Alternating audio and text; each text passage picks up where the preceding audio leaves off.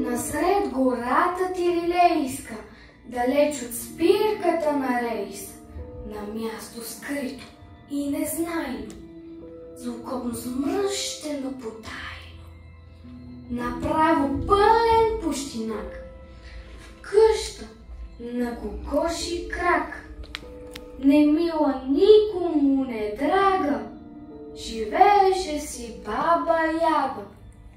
Веднъж нечакано писмо, като откъснато листо, направи двоен пирует и падна с малките напред пред бабоягиния праг.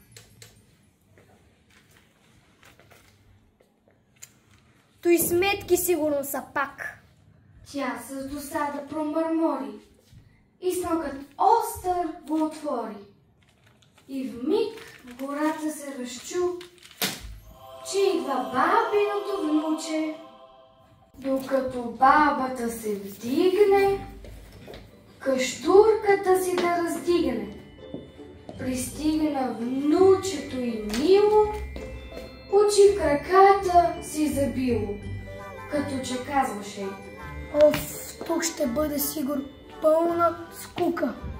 Ах, баба Яга се засегна и всички горски сили впрегна да мислят някаква програма, да избегнат срам и драма.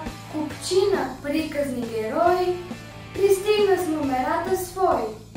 Гала-концертът се отвори с хор на горски кикимори.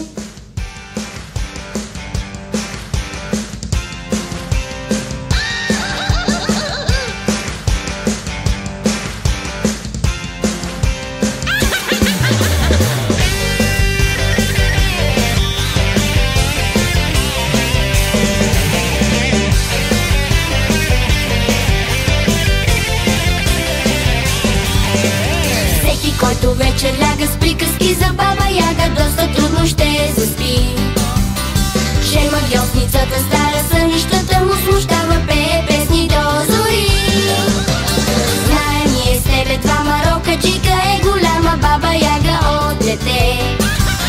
Щом засвири на китара, в миг се вдига страшна вяна, скри се бързо по-добре. Ако вечер късно лягаш, баба Яга с поглед мил ще попее до съня ти, как ли би се скрил. Ако вечер късно лягаш, баба Яга с поглед мил ще попее до съня ти, как ли би се скрил.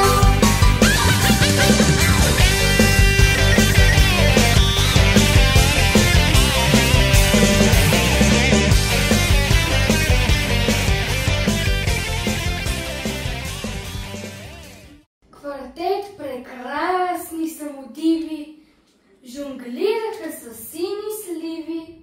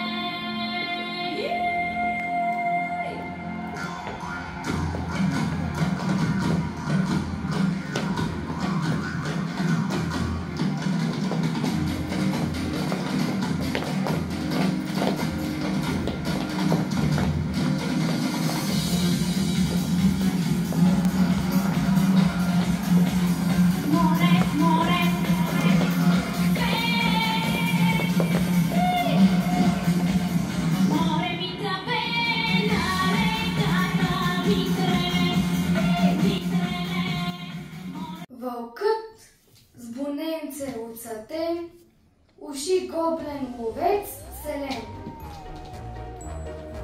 Ау!